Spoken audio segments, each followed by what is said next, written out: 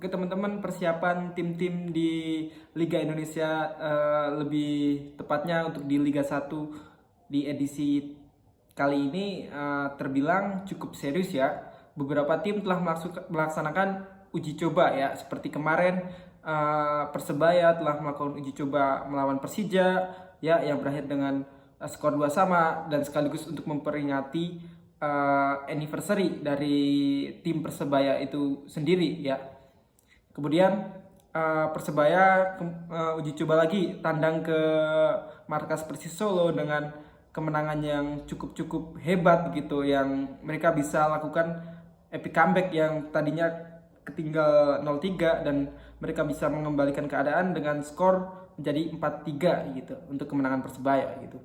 Kemudian di lain tim gitu ada juga Persija melawan kemarin Ratchaburi, kemudian melawan Rans juga, walaupun Persija ini kalah kemarin dari Rans ya. Namun di pertandingan berikutnya Persija Jakarta mencoba improve untuk bertanding untuk bermain lebih baik melawan Ratchaburi gitu ya, dengan skor akhir untuk kemenangan Persija 1-0 lewat gol Rico Simanjuntak gitu. Kemudian PSS Sleman ya, PSS Sleman juga telah melakukan beberapa pertandingan ya, seperti melawan Barito ya, kemudian melawan Persib Bandung gitu ya. Dan banyak tim ya yang telah melakukan transfer pemain ataupun membeli pemain dengan kualitas yang cukup menarik ya menurut saya. Contoh saja dari PSIS Semarang yang mereka merekrut salah satu pemain yang fenomenal dari Timor Leste, yaitu si Gali itu, yang umurnya nggak tahu berapa tahun sebenarnya, yang dia selalu ikut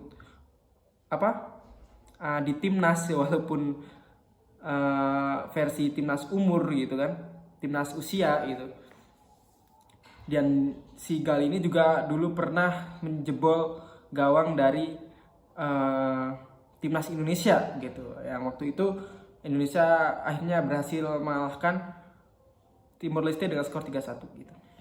Namun dari persiapan tim-tim Liga 1 di tahun ini gitu, ada masalah yang selalu terulang kembali gitu dari tahun ke tahun, yaitu tentang masalah tentang masuknya flare ke dalam stadion gitu.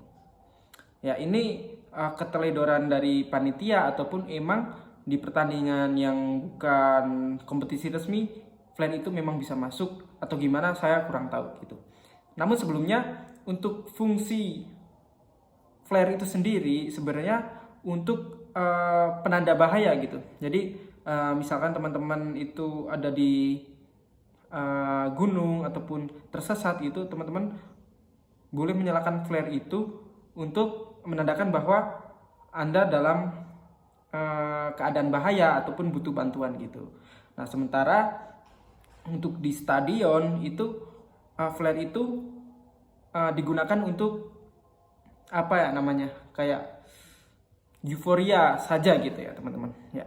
Ya memang sih dari sisi estetika, kalau kita lihat gitu supporter memakai flare itu apalagi dalam jumlah yang banyak itu terlihat seperti keren, dan euforia itu memang terasa sangat emosional gitu. Namun di sisi lain itu flare itu dapat membahayakan orang-orang yang ada di dalam stadion itu gitu ya.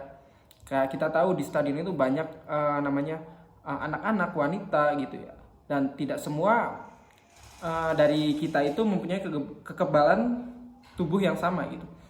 Jadi kandungan dalam flare itu sendiri itu sangat-sangat berbahaya gitu. Tadi saya baca-baca sedikit gitu, itu sangat berbahaya gitu, karena bisa menimbulkan yang pasti itu sesak nafas ya, kemudian keterbatasan melihat, kemudian pendengaran kan. Itu kalau amit-amit terjadi chaos di tribun itu sangat membahayakan ya. Kita tahu beberapa kali ada masalah-masalah ataupun kasus-kasus kematian supporter ataupun kematian penonton bola itu karena sesak napas gitu. Ya memang bukan karena flare gitu. Kebanyakan karena desak-desakan ataupun chaos itu. Namun penggunaan flare ini sendiri menurut saya itu ya cukup membahayakan buat teman-teman yang mempunyai penyakit sesak napas ya, karena bisa menimbulkan kematian gitu. Ya, kita pernah dulu pengalaman waktu Indonesia lawan Fiji ya, kalau nggak salah itu di tahun 2017 juga pernah ada salah satu kasus kematian yang diakibatkan oleh flare ya. Ya, itu lebih tepatnya karena roket flare ya, karena mengenai wajah kalau nggak salah gitu, dan meninggal dunia gitu. Nah, itu kan menurut saya hal-hal yang sangat disayangkan gitu ya. Jangan sampai nanti di Liga 1 kalau udah dimulai itu terjadi hal-hal semacam ini lagi gitu.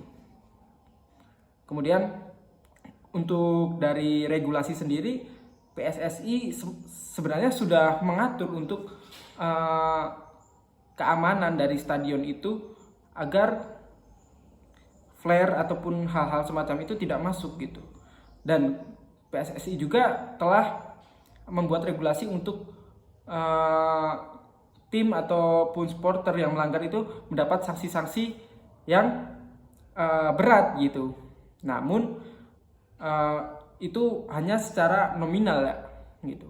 Kalau menurut kita nih ya lebih baik itu mencegah masuk itu sendiri gitu daripada kita harus memberi sanksi ya. Itu menurut saya kerugian sebuah tim ya gitu ya. Walaupun dari PT LIB sendiri mendapat keuntungan dari denda itu, namun itu apa ya, tidak sebanding dengan membahayakan orang-orang yang ada di stadion gitu. Jadi menurut kita lebih baik kita membuat regulasi yang lebih ketat untuk teman-teman dari supporter ataupun penonton waktu masuk stadion gitu, agar tidak membawa flare itu sendiri gitu ya.